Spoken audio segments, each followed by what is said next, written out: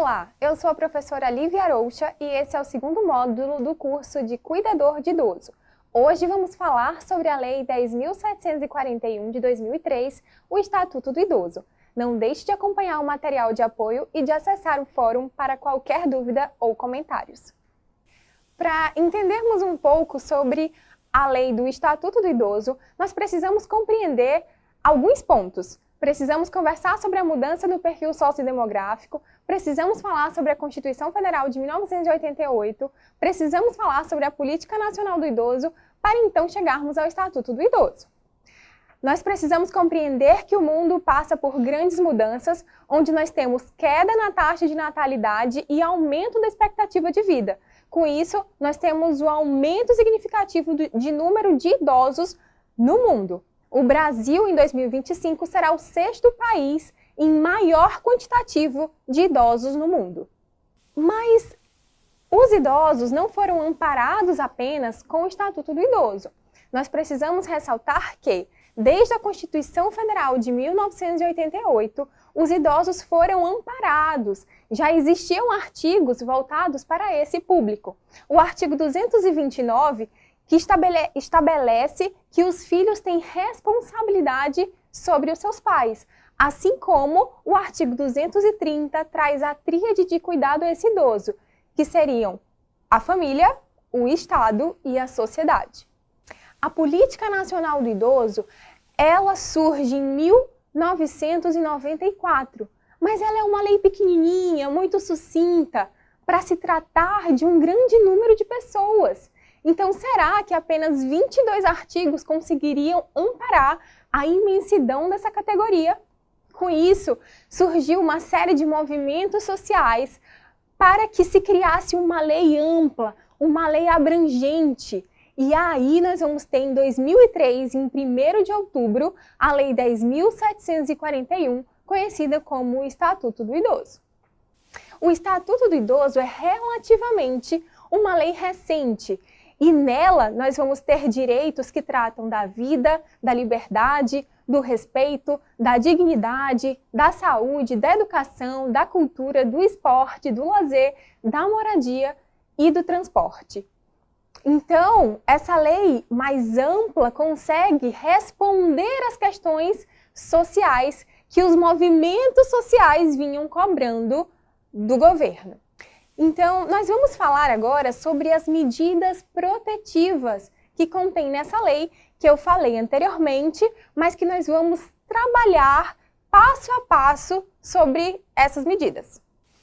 Então, vamos falar do direito à vida, que todas as pessoas têm o direito de envelhecer com dignidade. Nós também vamos falar sobre o direito à liberdade, ao respeito e à dignidade. Então, todos os idosos, eles têm o direito de serem livres e de ter autonomia, de poder escolher. Nós também vamos falar sobre o direito à saúde. O que significa isso, professora? O direito de serem atendidos e amparados em todos os níveis de atenção e garantidos medicamentos, tratamento, habilitação e reabilitação. Nós também temos um capítulo que trata apenas da educação, da cultura, do esporte e do lazer, onde esses idosos têm 50% de desconto para poder participar dessas atividades. Existe um capítulo também que trata a respeito da profissionalização e do trabalho, onde se faz necessário a admissão de qualquer idoso, independente do trabalho, e também prevê a participação desse idoso em concursos públicos. Nós temos um capítulo que trata da assistência social, onde é assegurado aos idosos a partir de 65 anos, aqueles que não possuem meios de se sustentar, de se suster, né, um benefício de um salário mínimo por mês. Nós também temos um capítulo que trata da habitação, onde o idoso goza de prioridade na aquisição de um imóvel. Temos um capítulo que trata a respeito do transporte, onde fica determinado que cada local vai definir se a gratuidade no transporte vai ser realizada com 60 ou 65 anos. Definido a idade, o idoso apenas apresenta um documento de identificação e ele tem o direito de utilizar o transporte público coletivo. É interessante falar que o Estatuto do Idoso ele prevê punições inclusive para o descumprimento, quando esse descumprimento vem por parte do Estado. Então, o artigo 96 prevê uma reclusão de 6 meses a 1 ano para as pessoas que discriminarem a pessoa idosa, seja no banco, seja no transporte público, seja em qualquer momento em que esse idoso esteja exercendo sua cidadania. O artigo 97 prevê detenção de 6 a 1 ano para quem deixar de prestar assistência para esse idoso, seja o Estado, seja familiar, seja alguém da sociedade.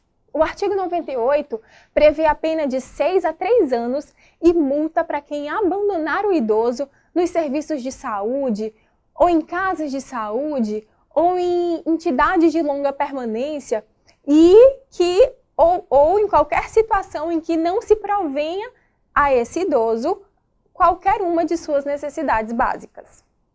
O artigo 99 também prevê que quem expõe o idoso a um perigo à sua integridade e sua saúde física ou psíquica pode ser detido por 2 meses a 1 ano mais multa. O artigo 102 prevê que quem apropria os bens desse idoso também pode estar sujeito à reclusão e multa.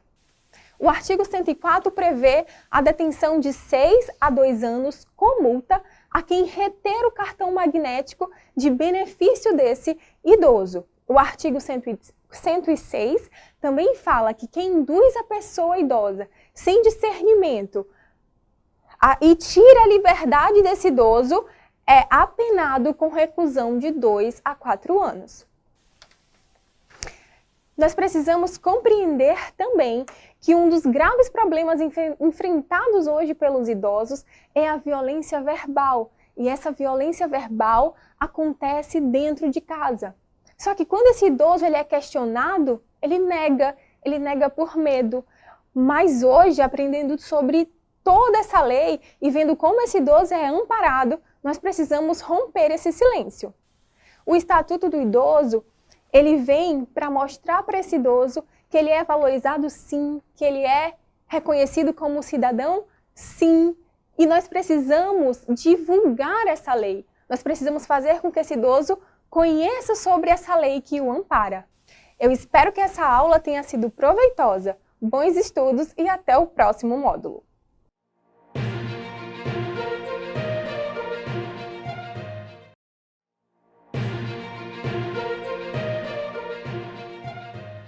Seja bem-vindo, eu sou a professora Lívia Aroucha e este é o 3º módulo do curso de Cuidador de Idosos. Neste módulo, nós dividiremos o assunto em 3 partes, onde falaremos sobre medicação, higiene e alimentação. Como sempre, as dúvidas e comentários podem ser enviados através do fórum ou por e-mail. Vamos começar falando sobre a administração correta de medicação. E nós precisamos compreender que o uso correto da medicação no idoso é fundamental para a sua saúde. Não podemos misturar remédios com material de curativo. O material e a medicação de nebulização devem ser guardados em uma caixa plástica, evitar caixas de madeira para que a gente não crie fungo nessa caixa. Tá? Então, são alguns cuidados. Quais são os outros cuidados que nós devemos ter? Manter esses medicamentos em local seco, arejado, longe do sol e do alcance de crianças. Nós precisamos deixar a receita dessas medicações próximas a essas medicações para que eu possa tirar sempre uma dúvida rápida sobre como dar essas medicações. Nós precisamos também ficar atentos a caso, após eu dar uma medicação para esse idoso, ele apresentar uma reação adversa e eu preciso entrar em contato com o serviço de saúde. Toda vez que for preparar uma medicação, eu preciso acender a luz para ter noção daquilo que eu estou manuseando. Então, nós temos vias de administração de medicação. Nós temos a via oral, que é a mais comum, a mais confortável para esse idoso E geralmente, o que se dá por via oral? Comprimidos, cápsulas, pós ou líquidos. Mas nós precisamos chamar a atenção de algumas coisas. O idoso que está desacordado, que está com dificuldade de engolir, ele não vai poder tomar esse comprimido, tá? Então, mais uma vez, a gente volta ao serviço de saúde para comunicar que esse idoso não tem condições de deglutir. Outra coisa importante é a presença de vômitos e náuseas. Se esse idoso está vomitando, eu não posso dar nada por via oral, que eu vou estimular ainda mais esse vômito e vou perder o efeito da medicação. Nós temos a via sublingual. A via sublingual é uma medicação que vai ser colocada abaixo da língua, tá? E geralmente essas medicações são de absorção muito rápida. Então, quando que eu vou usar essa medicação sublingual? Quando eu quiser um efeito rápido. Mas quem decide isso? Sou eu o cuidador? Não, isso vem descrito na bula da medicação. Geralmente são utilizados esses medicamentos sublinguais em emergências cardiológicas, tá bom? Nós temos a via oftalmológica, nasal e auricular. Essas vias são vias importantes e que nós temos que ter alguns cuidados. Nós vamos ver a demonstração em um vídeo especial onde nós vamos demonstrar tanto a via oftalmológica, tanto a via nasal, como a via auricular. Com a ajuda de um modelo, nós vamos demonstrar agora a aplicação de medicação na via oftalmológica e medicações que são apropriadas para serem colocadas no canal interno do ouvido e medicações para serem aplicadas na narina. Nós não temos medicações, nós vamos usar apenas um dispositivo para simular, ok? Para a colocação de colírio, você tem que posicionar a cabeça do idoso de modo seguro, em que você tenha total controle sobre os movimentos. Quando se tratar de um colírio, qual é a preocupação? Retrair a parte interna do olho para garantir a colocação do colírio dentro da face interna, ok? Interessante ressaltar que cada olho cabe no máximo 2 gotas. Mais do que isso, o canal lacrimal não suporta. Então, posicionei a cabeça, retração do olho, coloquei o indicativo de gotas, do mesmo modo do outro lado. Estou com a cabeça segura, retraio a face interna com uma mão, com a outra coloco o colírio. Quando se tratar de uma medicação para ser colocada na face interna do ouvido, qual é o cuidado? Posicionar a cabeça do idoso de modo que quando eu tenho acesso liberado aqui no canal do ouvido interno, coloco a medicação e garanto que não vá retornar essa cabeça imediatamente, garantindo que a medicação fique lá dentro. Do mesmo modo, do outro lado. Vou virar, depois de um tempo, tá? 2 a 3 minutos, viro a cabeça, alinho o canal interno, coloco a medicação, seguro um tempinho aqui e não posso deitar esse idoso de imediato, tá bom? Para a medicação não escorrer. Tratando de medicações que são voltadas para a face interna da narina. Qual é a minha preocupação? Geralmente essas medicações são só descongestionantes nasais. Então aqui, né, que geralmente é um spray, você introduz, é o uso próprio e pessoal desse idoso. Então, faço a pressão para que esse líquido adentre na narina, do mesmo modo segurando a cabeça para evitar que ele movimente. Faço a ejeção e pronto, né? Tenho a garantia adequada da colocação desse remédio. A via tópica geralmente é utilizada para tratar afecções de pele e mucosas. O que eu tenho que tomar cuidado com esse medicamento? Geralmente são representados por géis ou pomadas, cremes, e eles devem ser administrados apenas no local da lesão. Nós temos também a via retal. Geralmente por via retal são administrados supositórios. Qual é a ressalva desta via? é uma via desconfortável, por vezes dolorosa, e o idoso ele vai necessitar de mais intimidade e contato com esse cuidador para que ele não rejeite a aplicação de medicação pela via retal. Como que a gente faz? Pelo material de vocês podem acompanhar que o idoso está lateralizado, ele está deitado, ele está lateralizado. Eu vou pedir para que ele traga os joelhos até a posição da barriga ou tórax, e aí eu vou conseguir ter acesso mais fácil à via retal. Agora, nós vamos para a segunda parte da nossa aula. Vamos iniciar a segunda parte da nossa aula, onde nós trataremos do assunto sobre higiene. E eu preciso lembrá-los que a higiene corporal, ela além de proporcionar bem-estar e conforto, é um fator importante para a recuperação da saúde. O banho, ele deve ser diário, no chuveiro, na banheira ou na cama. O importante é que o banho é um momento de relaxamento para esse idoso. Lembrando que muitas vezes nós vamos precisar fazer alguns acordos, tá? Ele não quer banhar de manhã, mas a gente combina o banho para tarde. O importante é que esse banho seja dado. Então, como que nós vamos proceder com o banho? O banho no chuveiro, o banho de aspersão. Nós vamos organizar o nosso material, nós vamos levar ele ao banheiro para que fique fácil, né, alcançar esses materiais. Eu vou regular a temperatura da água, eu vou manter a privacidade desse idoso, eu vou retirar sua roupa ainda no quarto e vou evitar, prestem atenção, evitar o contato direto com essa pessoa despida. Geralmente a gente mantém o contato olho a olho, tá? Para que ele não sinta tanta vergonha. Nós vamos colocar a pessoa no banho e, em hipótese alguma, eu deixo esse idoso sozinho, ok? Então, nós vamos estimular, orientar, supervisionar, auxiliar a pessoa para que ela possa ser responsável pela sua higiene. Você só vai fazer aquilo que ela não for capaz de fazer. Após o banho, você ajuda esse idoso a se enxugar. Atenção para as dobras, tá? Abaixo dos seios, axilas, nas partes íntimas, para que a gente evite alguns probleminhas que nós vamos conversar lá na frente. Que problemas são esses? A higiene dos cabelos, ela deve ser feita no mínimo 3 vezes na semana, tá? É interessante que no momento dessa higiene, eu faça uma inspeção.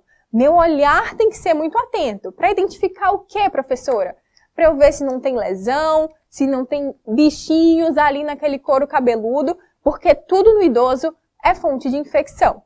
Os cabelos curtos facilitam a higiene, mas ninguém é obrigado a cortar os cabelos só porque é mais fácil para mim, tá? Então, o banho de chuveiro ele pode ser feito com a pessoa sentada numa cadeira de plástico ou numa cadeira específica, com tapete antiderrapante, tá? Para a gente evitar acidentes aí dentro do banheiro. E é claro, sua atenção. O idoso que não tiver possibilidade de caminhar até o banheiro, ele vai tomar o banho na cama, certo? Então, você prepara todo o seu material, leva até o quarto desse idoso. E que materiais que nós vamos precisar? Nós vamos precisar de bacia, água morna, sabonete, algodão ou toalhas limpas, escovas de dentes, lençol, forro, para que eu possa cobrir esta cama, um forro plástico, tá? E é conveniente que nesse momento você utilize luvas de borracha. Antes de iniciar o banho, a gente vai colocar o saco plástico debaixo da cama. Nesse momento, se o idoso for ativo, tá? Ele consegue se mexer na cama. Eu peço para ele virar para a direita, forro toda a parte direita com ele de lado. Depois eu peço para ele virar para o outro lado e puxo o plástico. Assim eu protejo todo o colchão, tá? Nós sempre vamos começar a higiene céfalo-caudal, pela cabeça até os pés. Então, nós vamos iniciar com a lavagem da cabeça, tá? E aí, faz a limpeza ocular, nasal, pescoço, orelhas, tá? Depois eu posso partir para a lavagem do cabelo. E como é que essa lavagem vai ser feita? Vou colocar uma bacia atrás da cabeça desse idoso para que eu possa enxaguar esses cabelos.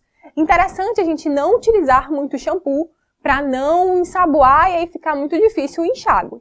E aí você vai massagear e você olha até tirar toda a espuma. E seca esse cabelo. Saiu dessa parte aqui de cima, nós vamos com um pano umedecido e um pouco de sabonete iniciar as outras partes. Braços, peito, tórax, tá? Barriga. E aí sempre secando bem, vou lavando, vou enxaguando e vou secando, tá? Faço isso na parte inferior, com muita atenção para a secagem entre os dedos. Vou precisar de ajuda se esse idoso for um idoso muito grande, para lateralizá-lo e poder lavar o dorso desse idoso. Fiz a lavagem da frente, de trás, tá tudo bem enxutinho, eu vou com auxílio de uma bacia colocar na região do quadril para fazer a higienização das partes íntimas desse idoso. Atenção para a higiene íntima dos idosos. Quando eu tiver se tratar de uma idosa mulher, eu vou ter que ter o cuidado de fazer a limpeza da vulva para o ânus. Eu não posso trazer do ânus para a vagina, porque eu vou estar saindo de um lugar muito contaminado para um lugar menos contaminado. Então eu saio da vulva, a parte superior, para a parte inferior, tá bom? No homem, nós vamos ter que descobrir a cabeça do pênis, fazer a limpeza, secar e voltar a cobrir essa cabeça para proteção, ok? Do pênis. Então a higiene deve ser feita diariamente, durante o banho e sempre que esse paciente fizer xixi ou cocô. Ficar atento a algumas coisas. A assadura, tá? As assaduras são lesões comuns de pele nas dobras do corpo, nádegas, debaixo do seio. Por isso que a gente deve sempre higienizar após fezes e urina e após o banho deixar bem sequinho essas regiões. Cuidado com a boca. O idoso que puder escovar o seu dente, você vai estimular para que ele escove. Mas se ele não conseguir ter independência nessa atividade, a responsabilidade é do cuidador. Idosos que usam próteses dentárias, sejam próteses totais ou apenas ponte imóvel, né? Que substitui alguns dentes. O que eu vou precisar fazer? Preciso remover essa prótese, eu vou escovar normalmente, como se fosse escovar um dente mesmo, com creme dental, pasta de dente, enxago e seco. Vou fazer a mesma coisa com o idoso. Não é porque ele usa dentadura que a gente não vai higienizar a gengiva e bochecha, tá bom? E aí depois disso, a gente recoloca a prótese. Após encerrar essa segunda parte, passaremos para a terceira parte do terceiro módulo, onde falaremos sobre alimentação. Iniciaremos a terceira parte do nosso terceiro módulo, falando sobre 10 passos para a alimentação saudável desse idoso. Lembrando que a alimentação é tão importante quanto uma medicação bem-sucedida. Então, o primeiro passo da alimentação saudável é aumentar o consumo de frutas, legumes e verduras pelo menos 5 vezes ao dia. O segundo passo é comer feijão pelo menos uma vez ao dia, no mínimo 4 vezes por semana. O terceiro passo é reduzir o consumo de alimentos gordurosos, como salsicha, mortadela, frituras, ok? O quarto passo é reduzir o consumo de sal, tirar o sal da mesa. O quinto passo é fazer pelo menos 3 refeições e um lanche. O sexto passo é reduzir o consumo de doces, bolos, biscoitos e alimentos ricos em açúcar. O sétimo passo é reduzir o consumo de álcool e refrigerantes. O oitavo passo é comer devagar e apreciar a refeição. O nono passo é manter os pesos dentro dos limites recomendados. E o 10º passo é ser um idoso ativo, estimular que esse idoso seja ativo. Para receber a alimentação, a pessoa deve estar sentada confortavelmente. Se a pessoa cuidada consegue se alimentar sozinha, você, cuidador, vai estimular que ela coma sozinha.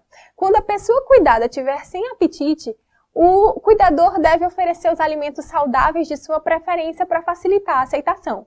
É muito importante que as refeições sejam saborosas e de fácil digestão. Se o idoso consegue comer o alimento sólido, inteiro, não tem por que você amassar ou fazer passar no liquidificador, isso não é necessário. Se ele tem dificuldade de deglutir, você tem que ter essa preocupação, mas não tendo, não tem porquê. Vocês vão ver que a última imagem do slide que vocês estão acompanhando tem uma imagem de uma manobra, que é uma manobra de Hensch, que ela é muito utilizada em casos de engasgo. E essa manobra, o cuidador se posiciona atrás do idoso, coloca uma de suas pernas, a de melhor apoio, entre as pernas desse idoso, uma mão fechada e a outra aberta. Você vai fazer um movimento na boca do estômago desse idoso, que é empurra e sobe, empurra e sobe. Essa manobra é muito utilizada e salva muitas vidas em casos de engasgo. Eu espero que essa aula tenha sido proveitosa. Não esqueça de entrar em contato em caso de dúvidas, ok? Ou comentário. Bons estudos!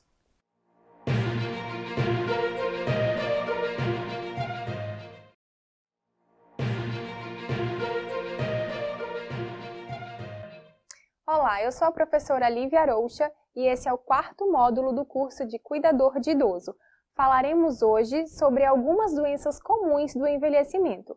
Não esqueça de acessar dentro da nossa plataforma o material desta aula. Como sempre, para esclarecer qualquer dúvida, você pode entrar em contato através do fórum ou ainda por e-mail. Para iniciarmos este módulo, nós precisamos compreender que você, cuidador, não precisa fechar diagnóstico de nenhuma doença, mas você precisa estar atento a alguns sinais e sintomas que podem indicar que o seu idoso está perpassando por alguma alteração patológica. Então, quais são esses sinais que vão despertar a minha atenção? Dificuldade de expressar uma ideia, a fala sem nexo, dificuldade para escrever ou para entender o que está escrito, não consegue conversar ou manter uma conversa e dificuldade para expressar as suas emoções. O esquecimento, ele é um fator muito presente em qualquer fase da vida. No entanto, com o envelhecimento, esse esquecimento ele passa a ser mais presente. E quando o idoso não se reconhece como alguém que está esquecido, isso chama a nossa atenção. O que você, cuidador, pode fazer com esse idoso?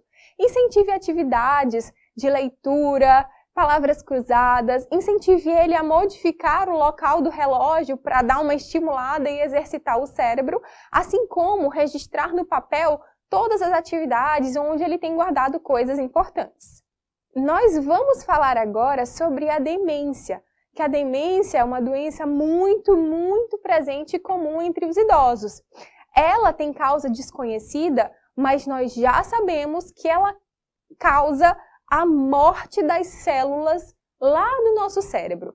E chamamos atenção para essas células cerebrais, por quê? Porque uma vez que elas morrem, elas não se regeneram. Então, vai morrendo e o idoso ele vai tendo cada vez mais perdas significantes. Vamos falar alguns sinais e sintomas da demência. A falha da memória recente, ele consegue falar para você uma coisa que aconteceu há 20, 30 anos atrás, mas ele não sabe falar algo que aconteceu ontem, por exemplo. A desorientação em tempo e espaço, dificuldade de falar, esquece o nome das coisas, alterações rápidas de humor, ora feliz, ora zangado, ora com raiva, e são alterações muito rápidas. Ele também pode começar a fugir, a sair com roupas inapropriadas, até andar nu. Ele perde um pouco dessa noção do convívio em sociedade. Ele pode esconder ou guardar uma coisa e não se lembrar e acusar você de ter roubado, ou ter alucinações, ver imagens ou ouvir vozes. Nós vamos falar agora sobre a depressão. E a depressão ela não é uma doença exclusiva do envelhecimento. Ela pode acontecer em qualquer fase da vida. Mas algumas coisas nos idosos favorecem para que eles possam desenvolver. A depressão na terceira idade é mais comum em mulheres que são viúvas, que vivem em instituições de longa permanência e que não têm um companheiro. A depressão, ela pode ser estimulada ou ocasionada por alguns outros fatores. Que fatores são esses? A incapacidade física, a sensação de invalidez, depender de outras pessoas. Alguns medicamentos também favorecem o desenvolvimento de sintomas depressivos, traumas psicológicos, perda de entes queridos, dificuldades financeiras. Então, todas essas coisas podem ser um fator de gatilho para o desenvolvimento da depressão. A doença de Alzheimer, que é uma coisa que eu sei que vocês conhecem, é uma doença muito comum entre os idosos. É caracterizada pela perda progressiva e irreversível da memória, da orientação em tempo e espaço, a pessoa fica muito confusa, ela perde a capacidade de realizar atividades do cotidiano. Geralmente é aquele senhor que a família começa a dizer, tá ficando esclerosado, é um velho gagá. Então são coisas que a gente costuma ouvir, mas você, cuidador, com seu olhar atento, você vai identificar e conversar com a família que esse idoso, ele precisa de ajuda, porque quanto mais cedo o diagnóstico for feito, melhor as chances de você controlar esses sintomas. O Alzheimer, a doença de Alzheimer, ela é definida em fase inicial, que é a perda de memória, ele não vai conseguir desenvolver algumas atividades, ele vai ficar mais dependente. Temos a fase intermediária, onde além desses sintomas iniciais agravados, nós vamos ter o idoso com dificuldade de reconhecer seus amigos e familiares. A perda de se encontrar ou se conhecer em ambientes que eram familiares para ele, tá? Na fase final, nós vamos ter uma dependência total desse idoso. Ele não consegue mais fazer nada sozinho, ele tem uma perda progressiva de peso, ele tem infecções urinárias e respiratórias, e eu chamo a atenção que são as infecções respiratórias, como a pneumonia, que acabam matando esses idosos, tá? Na fase terminal, esse idoso ele não consegue mais fazer nada, ele não se alimenta sozinho, ele não sai da cama, ele cria uma série de escaras que são feridas no corpo, tá? E por conta das infecções, ele pode evoluir para a morte. Outra doença muito comum entre os idosos é a desidratação. E a desidratação, ela é algo que é facilmente detectado por você, cuidador. A água, ela é importante em todas as fases da vida. Mas por alguns motivos, o idoso ele vai perdendo essa capacidade, esse desejo por beber água. Por que isso? Porque os órgãos, quando sentem a necessidade de água, mandam uma mensagem para o cérebro. Só que esse fluxo, esse canal de comunicação entre órgãos e cérebro fica comprometido com o envelhecimento. Se você passar o dia inteiro sem oferecer água para esse idoso, ele não vai beber água, porque ele não vai sentir sede.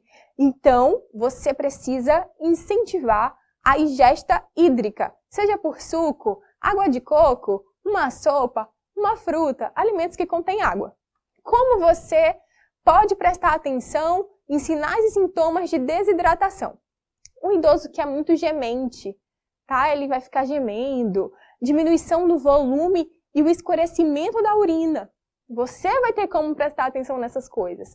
Aumento da frequência cardíaca, aumento da frequência respiratória, ele geralmente está mais cansado. Uma piora na agitação psicomotora, ele vai ficar mais apático, mais na dele. Enfim, vai ter mudança no estado geral desse idoso. Então, outra coisa muito importante que você pode ver aí nos slides da sua aula é um teste que a gente faz de turgência da pele. Como é que funciona? Você faz uma pinça na pele desse idoso e o tempo que demorar para essa pele voltar à sua posição normal, quanto mais demora, significa que esse idoso está desidratado, sem água no corpo. Então, fique atento, preste atenção nos sinais e sempre encaminhe ao serviço de saúde. As dúvidas ou comentário que você tiver podem ser tiradas no nosso fórum. Bons estudos e até o próximo e último módulo.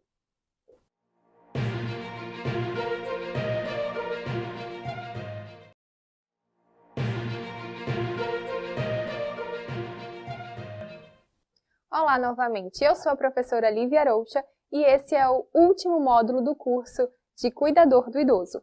Após o término desse módulo, não se esqueça de responder às atividades postadas. E como sempre, para qualquer dúvida, você pode entrar em contato conosco através do fórum ou por e-mail.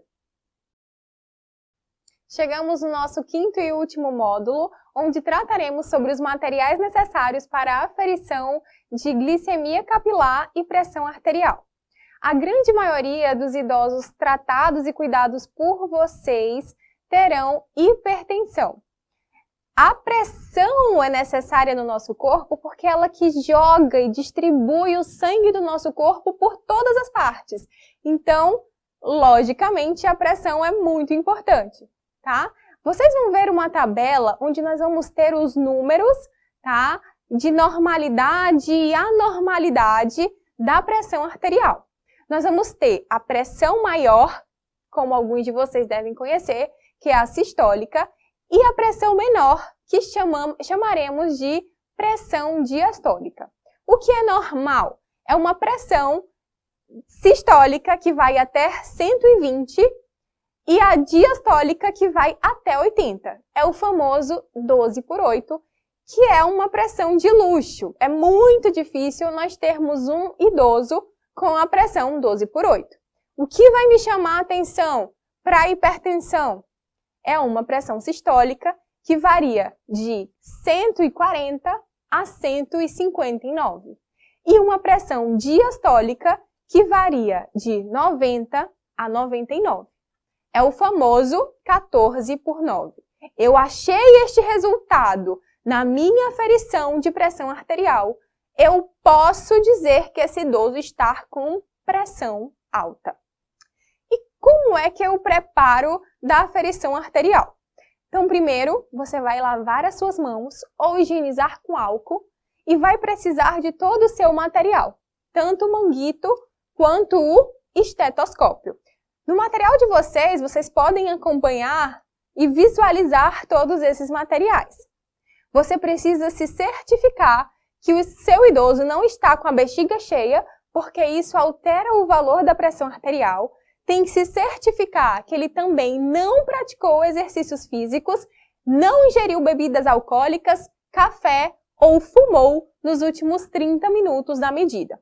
Você deixa o seu idoso sentado de 5 a 10 minutos, deixa ele calmo, tá? E aí você vai manter o braço dele na altura do coração, tá bom? E aí nós iniciaremos a aferição da pressão para a gente poder ver se esse idoso está hipertenso ou não está hipertenso. Então, agora você que está me assistindo, palpe o seu braço e veja onde na curva do seu braço você sente um pulsar, tá? Essa artéria aqui é chamada de artéria braquial. É bem aqui que você vai colocar o seu estetoscópio.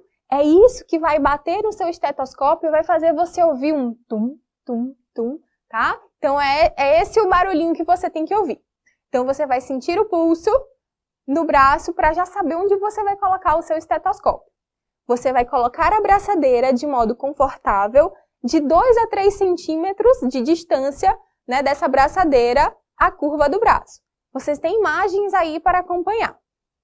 Depois, você vai fechar a válvula da bombinha dessa braçadeira e vai iniciar e insuflar essa bomba. O idoso vai sentir essa braçadeira apertar no braço dele. E você está com o esteto e está apertando. Você vai ouvir o pulso bater no seu estetoscópio. No momento em que você para de ouvir o som, você vai parar de insuflar. Você vai começar a abrir a válvula lentamente e olhar para o medidor, para o manômetro que você vai ter. No momento em que você ouve o primeiro som de retorno, é a sua pressão sistólica.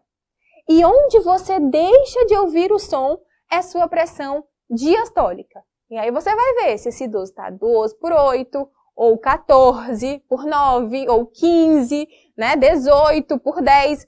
E aí essa pressão, você vai ter o valor exato da sua pressão arterial. Falando de glicemia capilar, além do seu idoso, do idoso que você cuida, possivelmente seu idoso hipertenso, ele muito provavelmente também tem diabetes mellitus. E aí, a glicemia serve para a gente ter um controle do açúcar no sangue desse idoso. A gente sabe que o diabetes é uma doença que resulta na falta de insulina ou na incapacidade da insulina trabalhar direito, que é botar o açúcar para dentro dessa célula. Então, nós vamos poder ter um idoso diabético que vai ter hiperglicemia, que é o excesso de açúcar no sangue, tem muito açúcar no sangue. Ou nós podemos ter um idoso que não é diabético, mas que vai ter uma queda de açúcar no sangue. E aí é um idoso que vai ficar pálido, que vai começar a se sentir mal, vai começar a se sentir tonto, fraco. Então estejam atentos. Vai ter um quadro no material de vocês que vai mostrar os valores que são normais e os valores que são valores esperados no diabético. Observem a tabela. É normoglicemia, ou seja, estar normal, quando a glicemia em jejum, ou seja, antes de ter comido qualquer coisa, é menor que 100. Mas, se a glicemia em jejum ela é maior ou igual a 126, nós podemos dizer que o indivíduo é diabético. Se o valor da glicemia 2 horas após ele ter comido alguma coisa for menor que 140, o indivíduo está normoglicêmico. Mas, se for igual ou maior a 200, nós podemos dizer que é um indivíduo diabético. Quando vou aferir a glicemia capilar? E como aferir? É habilidade do cuidador? Sim, o próprio idoso pode medir a sua glicemia. Vocês são capacitados para fazer isso, tá bom? O médico vai determinar os horários de aferição dessa glicemia capilar. Mas, se você vê que o idoso está muito agitado, ou está muito apático, ou você soube que ele exagerou no doce naquele dia, ou bebeu muito, você pode ter a iniciativa de verificar o valor da glicemia. Valores muito altos, você vai ter que levar esse idoso a uma emergência, tá? Assim como valores muito baixos. Você pode começar a tratar em casa, dando um suco, uma água com açúcar, mas você tem que ter certeza do valor da glicemia. Então, vocês estão vendo aí a foto de um glicosímetro. E é esse aparelho que vai fazer a aferição do açúcar no sangue. Vamos lá. Vocês precisam do glicosímetro, vocês precisam de uma fita onde vai ser colocada essa gotinha de sangue e vocês precisam ou de uma caneta, que são dispositivos bem mais avançados, ou simplesmente de uma agulhinha bem fininha que eles vendem próprio para aferição de glicemia. Optem pela lateral da polpa digital, nunca na ponta do dedo, porque aqui tem terminações nervosas e aí acaba doendo bem mais essa furada. O idoso que precisa de verificações recorrentes, você tem que fazer um rodízio entre os dedos para não furar só em um. Então, furou o dedinho, fez um botão de sangue, bota na fita e aí vai conectar essa fita ao glicosímetro ou já vai estar conectada ao glicosímetro e você vai ter o valor da glicemia capilar. Espero que essa aula e o curso como um todo tenham sido proveitosos. Se estiver com alguma dúvida, não deixe de entrar em contato. Bons estudos e não deixe de responder as atividades como requisito para a obtenção do seu certificado de conclusão deste curso.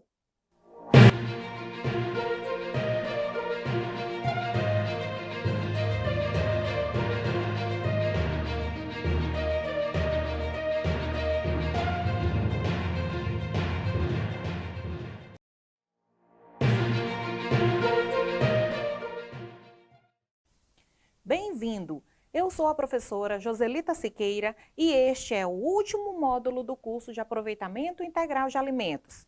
Neste módulo, vamos fazer uma receita de pudim de pão amanhecido. Após o término desse módulo, não esqueça de responder às atividades postadas. Como sempre, para quaisquer dúvidas, você pode entrar em contato através do fórum ou ainda por e-mail.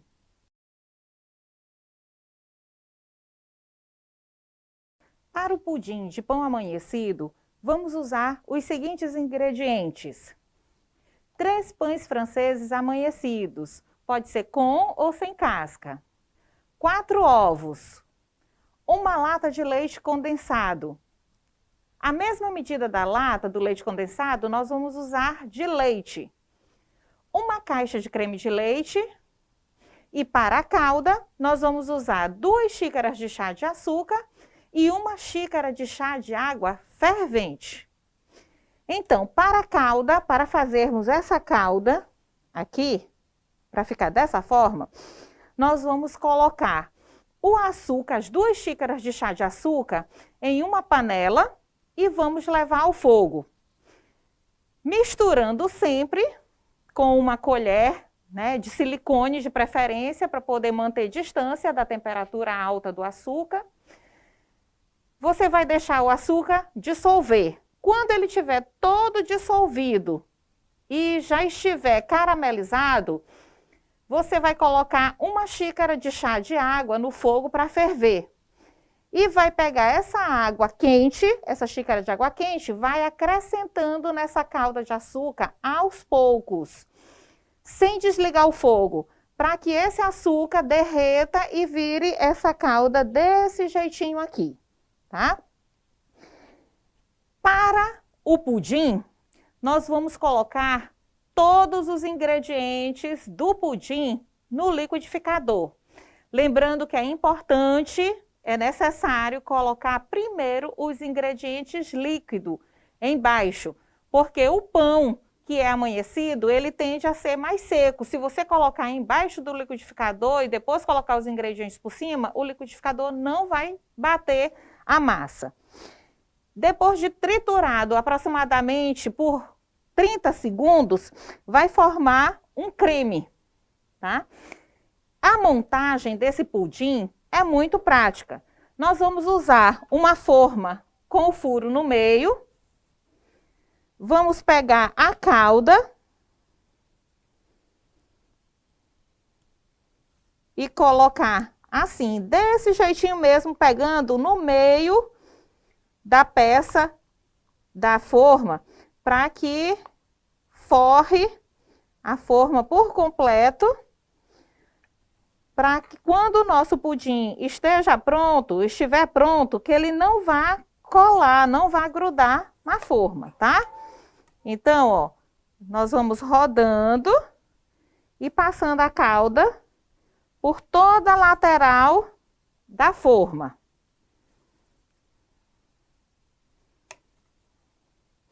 Como que estivesse untando uma forma para bolo, só que aqui nós vamos estar usando a calda, tá? A calda de caramelo. Ok?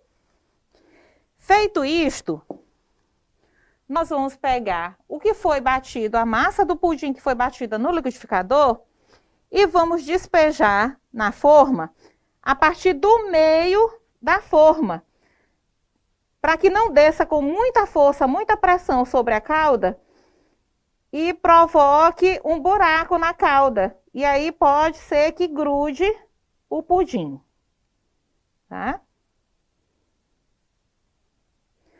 Pronto. Feito isto aqui, nós vamos cobrir com papel alumínio a forma e colocar em banho-maria no forno médio, tá? Em forno médio por aproximadamente 1 hora. Passadas essa 1 hora, a gente faz a retirada do papel alumínio de cima do pudim e vamos deixar ainda no forno por mais uns 20 minutos, para poder dar uma douradinha assim em cima. Terminado o processo de assar no banho-maria, nós vamos esperar esfriar e desenformar o nosso pudim. Tem que esperar esfriar, mas ainda morno, a gente tira o pudim, né, da forma. E aí fica assim, ó, desse jeitinho aqui o pudim de pão amanhecido, viu?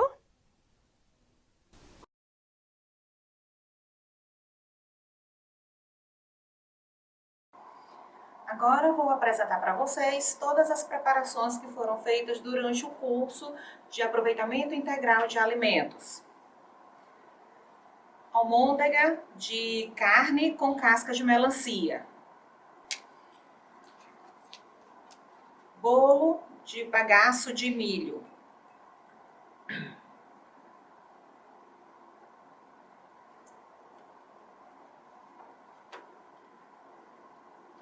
Bifinho de casca de banana.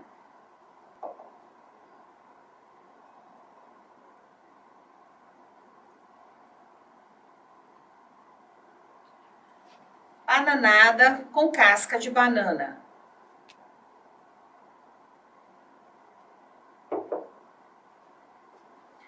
Farofa com cascas, talos.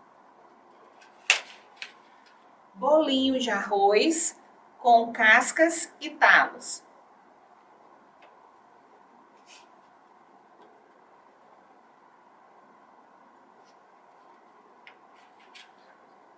E pudim de pão amanhecido.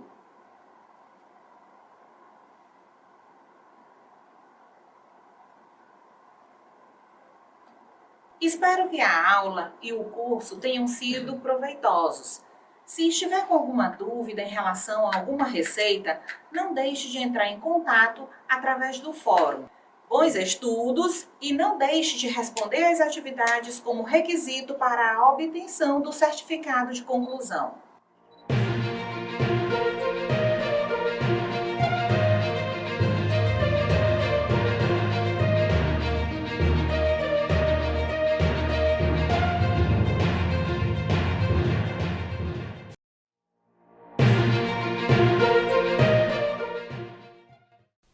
Seja bem-vindo ao Maranhão Profissionalizado, a plataforma online de ensino do Governo do Estado do Maranhão. Eu sou Joselita Siqueira, nutricionista com experiência em panificação e arte culinária. E esse é o primeiro módulo do curso de panificação artesanal. Não esqueça de acessar dentro da plataforma o material de apoio a essa aula.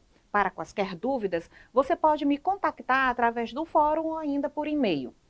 Estaremos juntos ministrando aulas teóricas e práticas e disponibilizando dicas e orientações diversas a vocês sobre higiene no processo de produção de alimentos e principalmente produção de pães artesanais. Então, vamos começar? Este curso de panificação artesanal tem como objetivo principal destacar assistência a vocês no acesso a conhecimentos teóricos e práticos, na produção de pães artesanais para consumo próprio ou ainda auxiliar vocês para que possam obter um ganho extra diante dos desafios impostos pela crise global causada pelo avanço do Covid-19. Antes de colocarmos a mão na massa, é importante destacar alguns passos quanto à higiene e limpeza, tanto de quem vai preparar o alimento, quanto do local onde esse alimento será preparado. Também dos equipamentos e utensílios, bem como dos produtos que serão utilizados. Para isso, preparamos aqui algumas dicas de higiene e limpeza no que se refere à preparação de alimentos. 1. Lavar bem as mãos com água e sabão todas as vezes que formos preparar algum tipo de alimento. 2. Lavar todos os utensílios e equipamentos, os que forem possíveis, com água e sabão. Os que não puderem ser lavados deverão ser limpos com álcool 70% ou solução clorada de 1 colher de água sanitária para 1 litro de água limpa. 3. Lavar bem em água corrente frutas e verduras e depois colocá-los mergulhados em uma solução clorada por aproximadamente 10 minutos. Depois, lave-os novamente em água corrente. 4. Limpar bem mesas e balcões onde serão preparados os alimentos utilizando o álcool 70%. 5. É importante também lembrar que quem irá preparar os alimentos deve utilizar alguns equipamentos de proteção individual, os chamados EPIs, como touca, luvas, máscaras e aventais. São equipamentos de segurança importantes para a proteção tanto de quem usa quanto para quem irá consumir esses alimentos. Para o preparo de pão de leite, vamos precisar dos seguintes ingredientes: 500 gramas de farinha de trigo sem fermento, aproximadamente, 3 colheres de sopa de açúcar, 1 colher de chá de sal, 50 ml de óleo de soja, 2 colheres de sopa de margarina, 1 colher de sopa de fermento biológico seco, 200 ml de leite morno, um ovo e 3 colheres de sopa de leite em pó integral. O modo de preparo dessa receita de pão de leite, ela vai servir como base para muitas outras massas, outros tipos de massas de pão. É um jeito simples de se fazer, mas com alguns detalhes para poder o resultado sair como esperado. Primeiro, o leite deve estar morno para agilizar o processo de fermentação.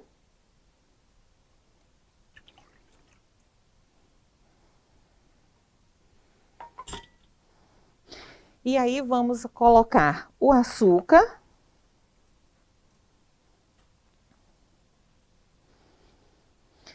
O fermento.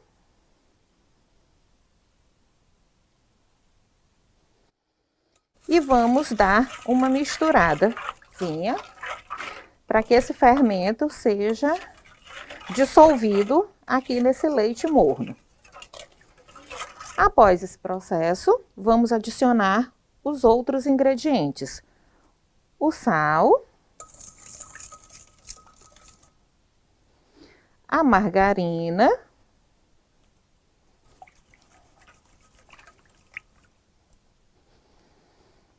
e o óleo.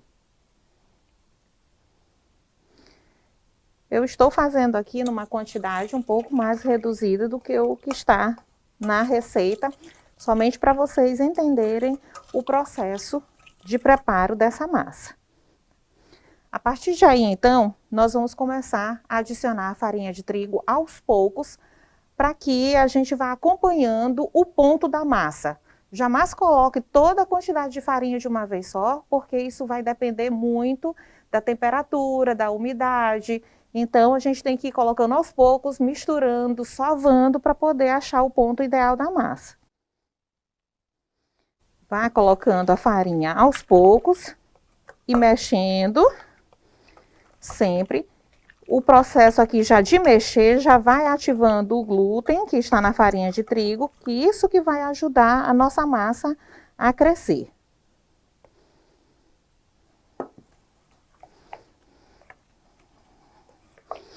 Colocando a farinha e misturando. Vai chegar num ponto aqui, daqui a pouco, que nós não vamos mais ter condição de misturar com a colher, porque a massa já vai ficar mais firme, e aí nós vamos ter que meter a mão na massa, literalmente, tá? Lembre-se da temperatura do leite, ou se você não for usar leite, for usar água, da temperatura estar somente morna. Se ficar muito quente, o leite, se você colocar a preparação muito quente, vai estragar a fermentação desse pão.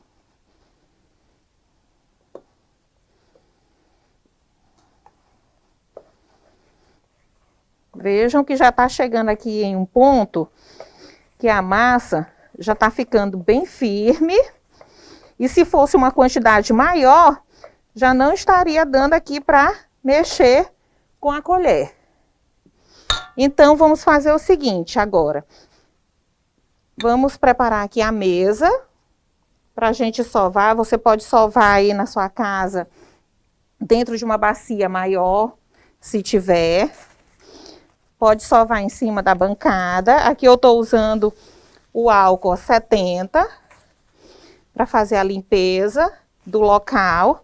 Faça sempre isso antes de expor o seu alimento a algum equipamento, a algum objeto. E aí vamos polvilhar um pouco de farinha para a massa não grudar. E vamos começar a sovar essa massa.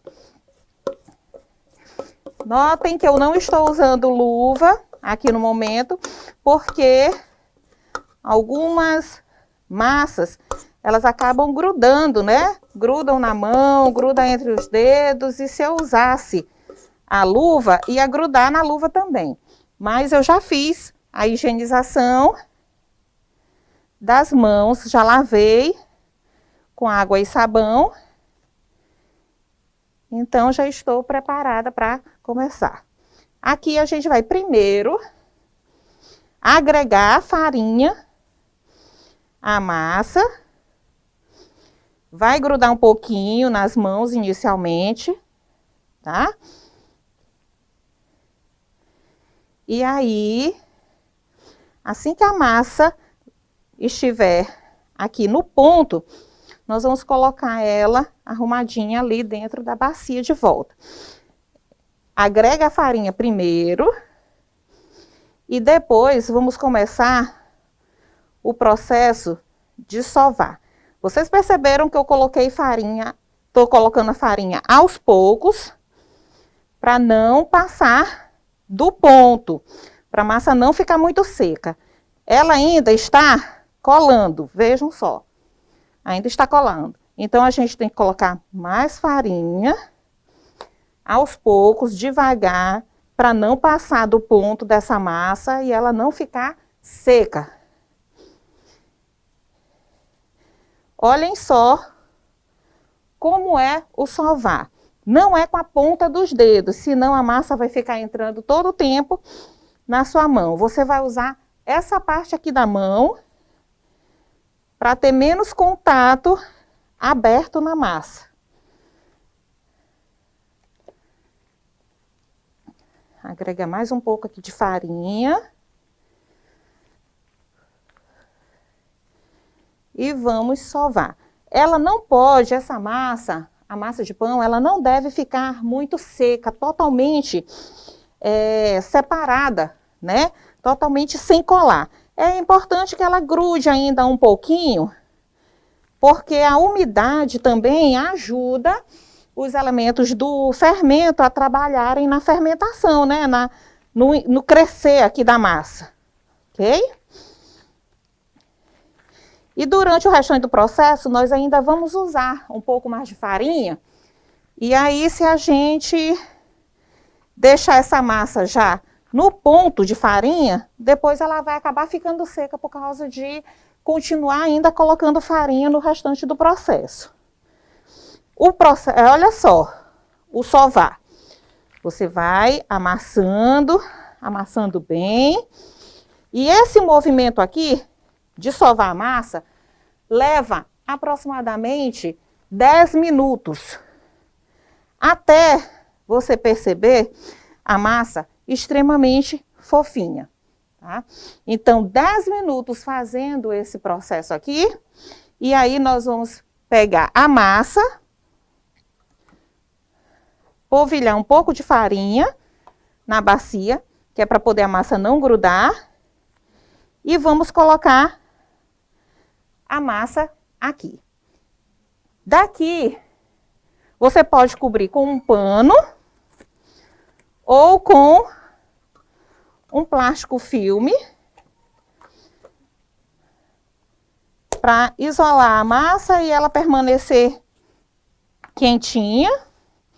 E assim, colocar para descansar até ela crescer e dobrar de volume por aproximadamente 30 minutos. Tá? Esse tempo vai variar, é só você ficar observando se ela já cresceu. Se não tiver um plástico filme, pode cobrir com pano, vai acontecer da mesma maneira.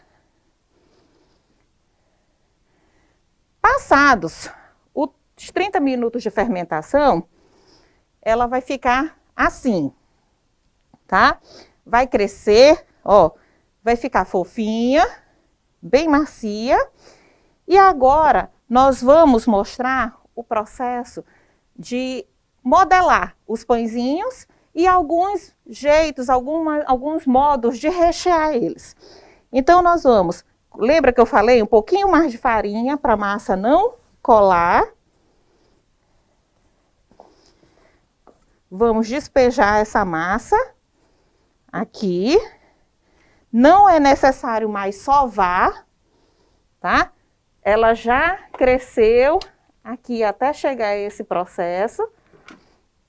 E nós vamos cortar essa massa para modelar alguns pãezinhos aqui e rechear.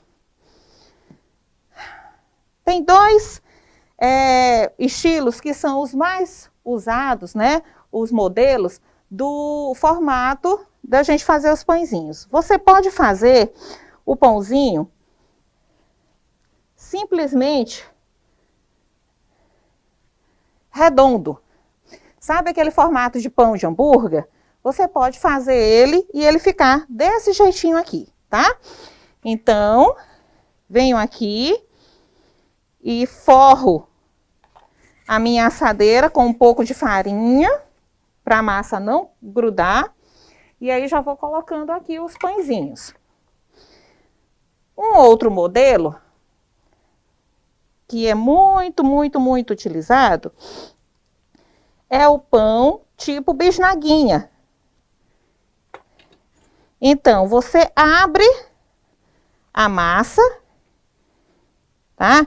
Estica ela um pouco, em formato retangular, assim, tá? E aí, ó, é só enrolar, dando uma leve apertadinha, e aí é só colocar na assadeira também. Vamos agora fazer um pouco mais diferente. Vamos fazer 2 pães recheados, já para você entender como é o processo de rechear os pães. Você pode rechear ele como a bisnaguinha, pães pequenos, ou pode rechear em pães grandes. Que aí você pode usar a assadeira do pão grande, pode usar a assadeira de pão de forma. Mas você deve abrir a massa, sempre em formato retangular. Eu não estou mais colocando, vocês veem que a massa aqui, ela está colando no rolo, né? Um pouco na mesa, mas eu não estou mais colocando farinha para minha massa não ficar tão seca. Então, é melhor que ela fique um pouquinho grudando ainda, para poder esse pão crescer e ficar mais fofinho. Para o pão de pizza, o recheio, no recheio nós vamos precisar o que é uma pizza sem o molho. Então, vamos colocar um pouco de molho de tomate, para ser a base do recheio do pão. E depois vamos para o recheio. Aqui a gente tem presunto, pode ser peito de peru também, cebola, queijo, mussarela, picadinho, e tomate e orégano, tá? Ó, tudo bem picadinho para poder a gente acomodar melhor esse recheio dentro da massa. Então, a quantidade aí vai a seu gosto, né? Quem gosta daquele pão bem recheado, pode colocar, só cuidado com a quantidade exagerada, para quando esse pão crescer e assar, ele não derramar o recheio. E aí você vem e dá uma fechadinha aqui, ó, nas extremidades, para o recheio não sair quando esse pão crescer na hora de assar. E enrola, puxando a ponta lá do final, fechando, e dê uma apertadinha de leve para que esse pão não se abra durante a fermentação e lá no processo, na hora que ele for assar. Então, tá aqui o nosso pão de pizza. E vamos fazer o pão recheado de frango com catupiry. O processo é o mesmo, com a diferença de que o pão recheado com frango e catupiry, a gente não coloca molho. A gente já coloca o recheio de frango direto na massa. Esse recheio de frango, ele fica a critério de vocês. Vocês escolham como é o tempero, como deve ser, tá? Aqui eu desfiei o frango, temperei, refoguei com alguns temperos, cebola, pimentinha, cheiro verde. Coloquei milho, milho verde e uns pedacinhos de azeitona. Então, você vem com o recheio,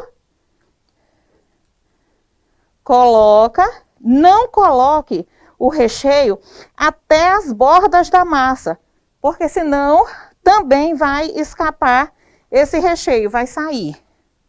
Tá? E aqui, ó, a gente vem com o catupiry. E vamos colocando, espalhando aqui o catupiry. O mesmo processo, tá? Nós vamos fechar aqui as extremidades aqui, para que esse recheio não saia daqui, não extravase. E vamos fechar o pãozinho.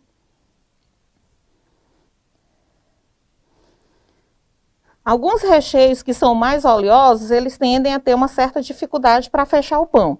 Mas você empurra direitinho e enrola a massa, que vai dar certo. E aí você vem e coloca na assadeira. Se preferir, você pode pincelar com um ovo batido, pincela os pães agora, nesse momento, antes dele fermentar. Porque ele aqui, ele vai precisar cobrir novamente com um pano ou com plástico filme e deixar ele crescer por aproximadamente 30 minutos ou dobrar de tamanho. Atenção à distância que são colocados os pãezinhos, coloque com pelo menos um dedo de distância entre os pães, para que quando ele cresça ele possa juntar, mas não colar nos outros pães. Tá?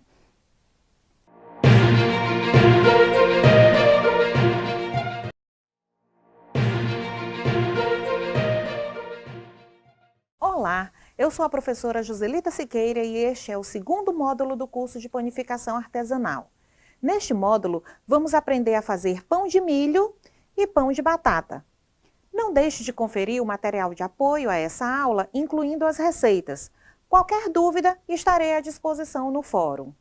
Os ingredientes para o preparo do pão de milho são os seguintes: 350 ml de água morna, 1 colher de chá de sal, 2 colheres de sopa de açúcar, 1 copo americano de fubá de milho, 100 gramas de fubá de milho para untar e polvilhar os pães, 70 ml de óleo, 1 colher de sopa de fermento biológico seco, 600 gramas de farinha de trigo, aproximadamente, e um ovo para pincelar os pães.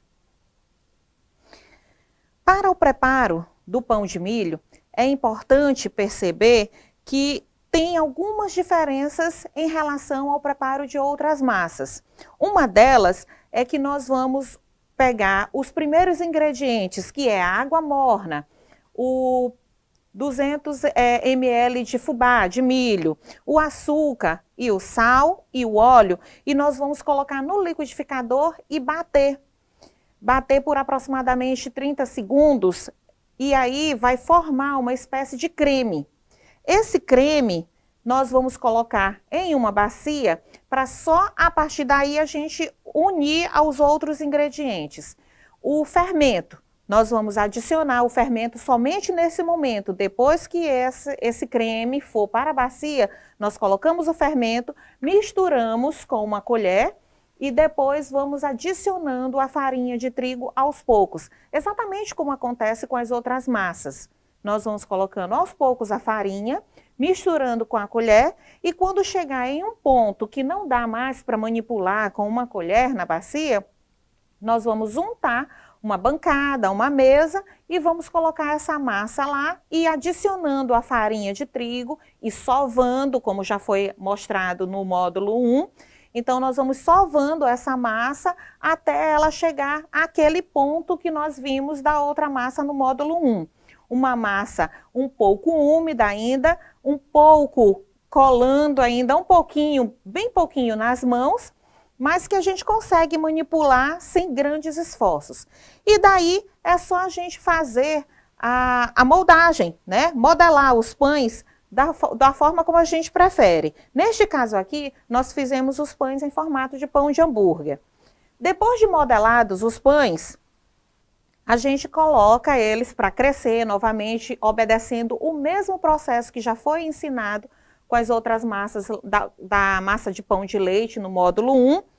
E aí, depois que tiver modelado já na forma onde ele vai ser assado, nós pincelamos esse pão com ovo batido e aí pegamos aquele fubá de milho, né, que sobrou, e vamos com uma peneira sacudindo e botando em cima dos pães para que ele crie esse formato aqui, com um pouquinho de fubá em cima, e aí os pães eles ficam já praticamente identificados, que é pão de milho, e com uma aparência melhor.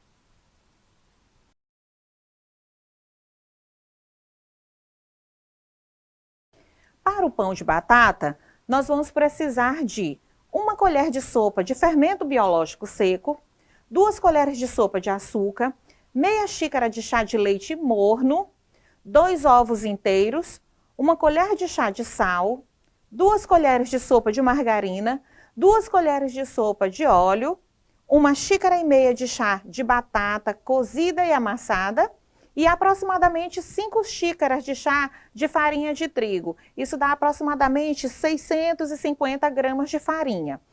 Essa quantidade de farinha para o pão de batata vai variar de acordo com o creme de batata, com a batata amassada que vocês terão aí depois de cozida e amassada. Por quê? Em alguns momentos, em algum período do ano, as batatas elas ficam mais úmidas e depende também do tipo da batata. Quanto mais úmida essa batata estiver, mais farinha de trigo ela vai precisar para chegar ao ponto. Lembrando que não podemos adicionar toda essa farinha de uma única vez e nem colocar muita farinha para essa massa ficar completamente soltando da mesa e das mãos, porque senão o pão vai ficar muito seco. E aí ele não vai ter a qualidade esperada, que o pão de batata, ele tem como característica ser fofinho, macio, molinho. E para isso é necessário que a gente não use muita farinha de trigo, somente o necessário para chegar ao ponto da massa. Como a gente já viu, o ponto ideal lá no módulo 1.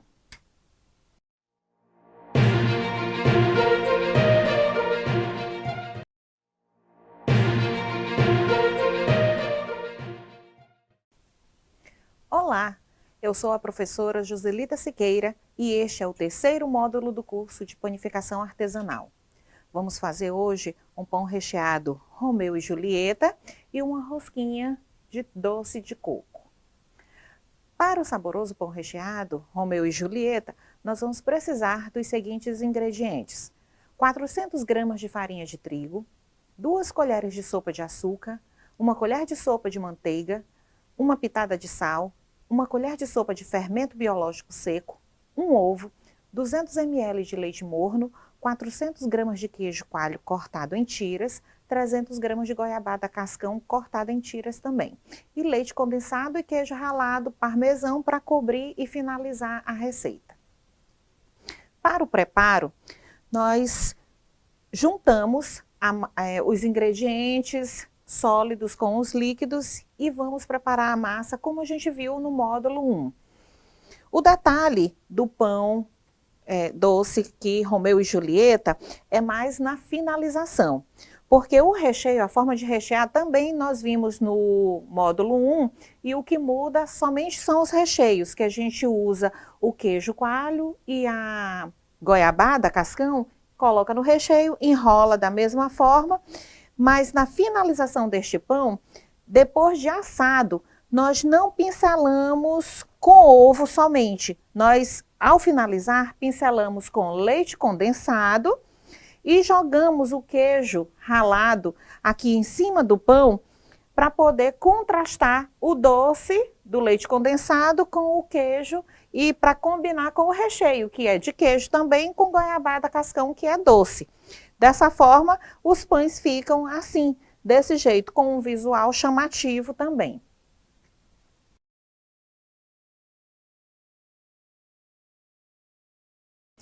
Para a rosquinha de doce de coco, você vai precisar de 300 ml de leite morno, 150 ml de óleo, 1 xícara de açúcar, 1 colher de café de sal, 2 ovos inteiros, 1 colher de sopa de fermento biológico seco e aproximadamente 5 xícaras de chá de farinha de trigo sem fermento. O leite condensado e o coco utilizado nessa receita, a gente usa para finalizar. O coco, de preferência, que ele seja ralado, ralo grosso, para poder não ficar sumido diante da receita. A montagem dessa rosca de coco, nesse formato aqui que vocês veem, a gente preparou da seguinte maneira: aquelas formas que tem um furo no meio, a forma de pudim, forma de pão com furo de bolo, né? A forma de bolo com furo no meio, nós fazemos as bolas, né? Como se fosse para pão de hambúrguer, a bola de massa. Colocamos 5 bolas com espaçamento de 1 dedo entre cada bola de massa dentro da forma com o furo no meio. Depois que ela cresce, depois de dar o descanso de 30 minutos nessa massa, ela já cresce e já fica quase nesse formato, porque ela vai terminar de crescer e assar no forno. E aí junta, mas fica parecendo uma flor, o formato da rosca aqui, desse jeito. E aí, depois de frio, a gente vem com o leite condensado, pincela e cobre com um coco ralado grosso aqui para poder finalizar e ficar dessa maneira como vocês estão vendo.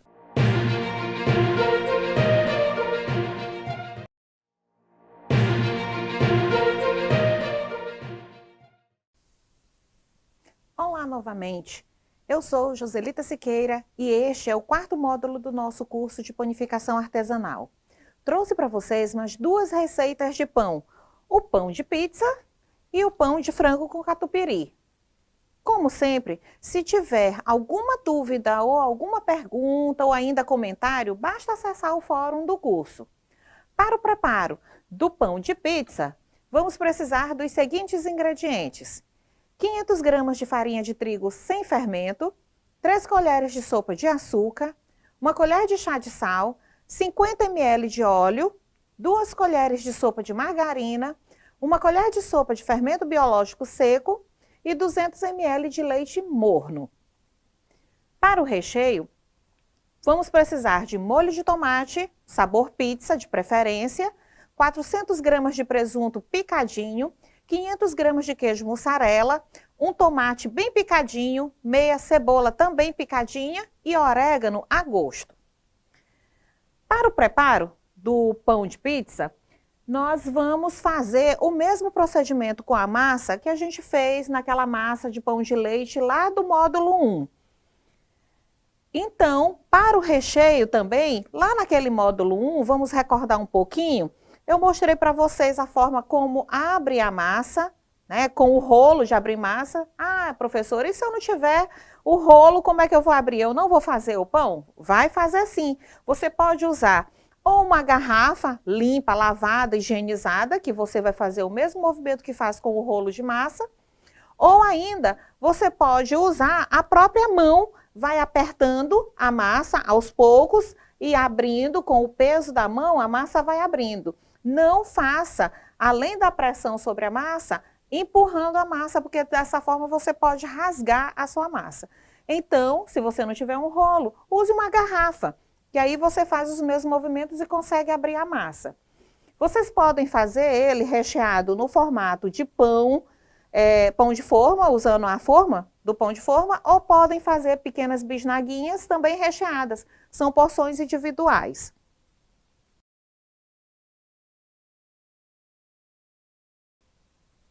E para o preparo do pão de frango com catupiry, nós vamos precisar dos seguintes ingredientes. Para a massa, são 500 gramas de farinha de trigo, aproximadamente, 3 colheres de sopa de açúcar, 1 colher de chá de sal, 50 ml de óleo de soja, 2 colheres de sopa de margarina, 1 colher de sopa de fermento biológico seco e 200 ml de leite morno. Para o recheio, nós vamos usar 500 gramas de peito de frango cozido e desfiado, 300 gramas de queijo mussarela picado, 1 copo de catupiry, 1 lata de milho verde, cheiro verde a gosto e azeitonas também a gosto. Para o preparo desta massa de pão, você vai seguir o mesmo procedimento do que a gente fez naquele módulo 1, lá do pão de leite. tá? Vamos juntar os ingredientes, utilizando o leite morno. Cuidado com a temperatura desse leite, não pode ser muito quente, porque se o leite estiver muito quente, o fermento vai morrer e a massa não vai fermentar. E se o leite estiver muito frio, não tem problema, porque ele vai apenas demorar a fermentação, mas vai acontecer do mesmo jeito, só com um pouquinho mais de paciência, porque vai demorar um pouco mais. Depois da massa pronta, vocês vão fazer da mesma forma como é feito com o pão de pizza. Vocês vão abrir essa massa, só que nós não vamos ter o molho de tomate para passar na massa, como a gente fez com o pão de pizza. Nós vamos colocar direto logo o recheio de frango e colocar os pedaços de queijo e o catupiry para rechear. E aí você pode formar, da mesma forma que o pão de pizza, você pode formar bisnaguinhas para porção individual ou pão no formato de pão de forma, que aí você vai fatiando e vai mostrando que o recheio está dentro do pão numa porção maior.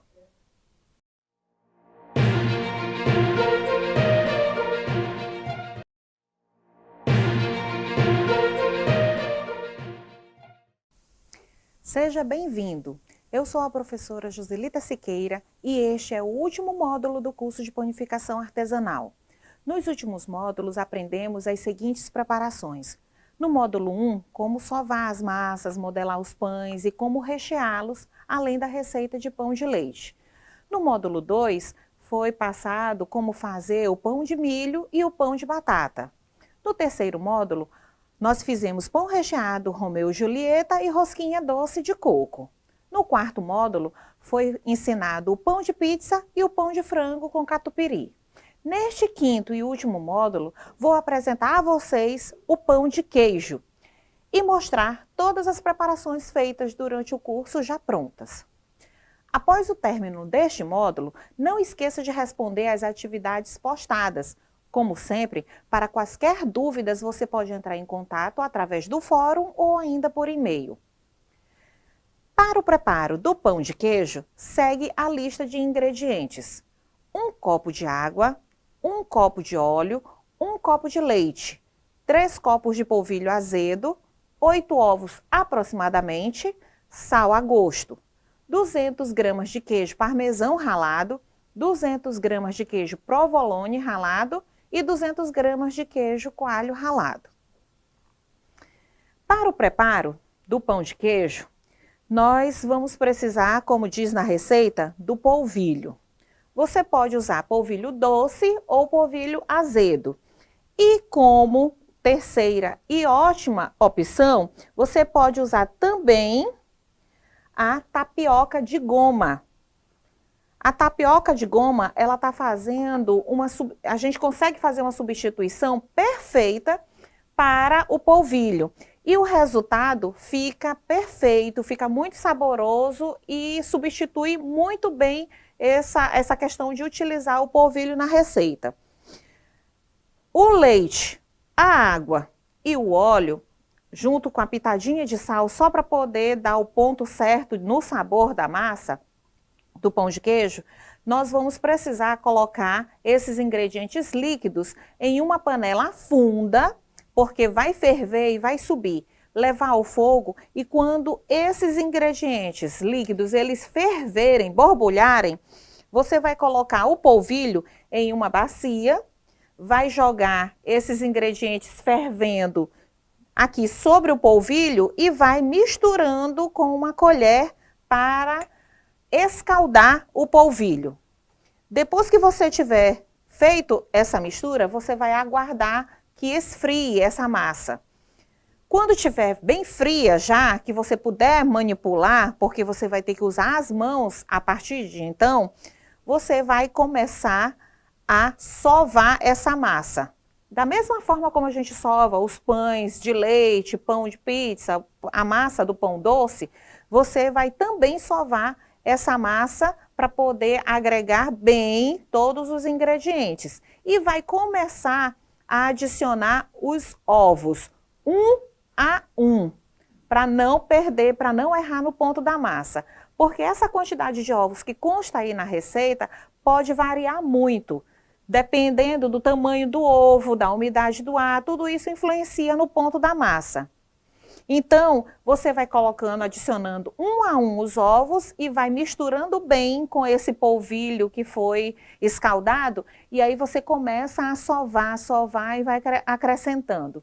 Até que ponto? Até o ponto de a massa, depois quando você sovar, terminar de sovar, essa massa ela está no ponto daquela massa de pão, pregando ainda um pouquinho, mas já soltando das mãos.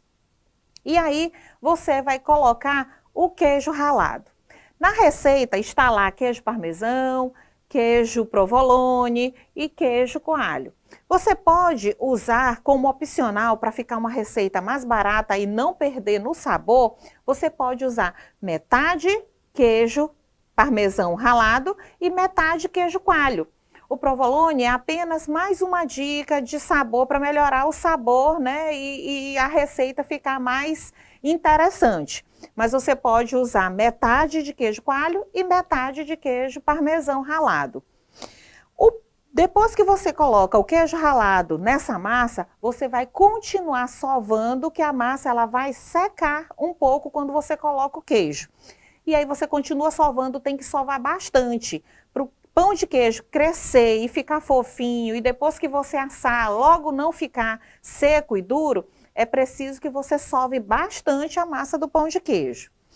O ponto final da massa do pão de queijo é esta aqui, tá? Ela vai ficar um pouco molinha, mas você consegue modelar, assim que você terminar de sovar, você consegue modelar ela com a mão facilmente, fazer as bolinhas, né, de pão de queijo e já pode colocar na forma para assar. Não precisa a forma ser untada, porque a gordura que tem no pão de queijo já não vai deixar colar na forma, fica tudo soltinho. E se você sobrar a massa para não assar no mesmo instante, você pode modelar os pães de queijo, fazer as bolinhas e congelar as bolinhas, porque aí depois é só retirar do congelador, esperar largar para descongelar, acontecer o descongelamento e colocar no forno para assar. Vai ficar da mesma forma, da mesma maneira o pão de queijo, tá? Olá, aqui estão todas as preparações que foram feitas neste curso de panificação artesanal. Espero que a aula e o curso tenham sido proveitosos. Se você estiver com alguma dúvida em relação a alguma receita ou modo de preparo, você pode entrar em contato através do fórum. Bons estudos e não deixe de responder às atividades como requisito para a obtenção do certificado de conclusão.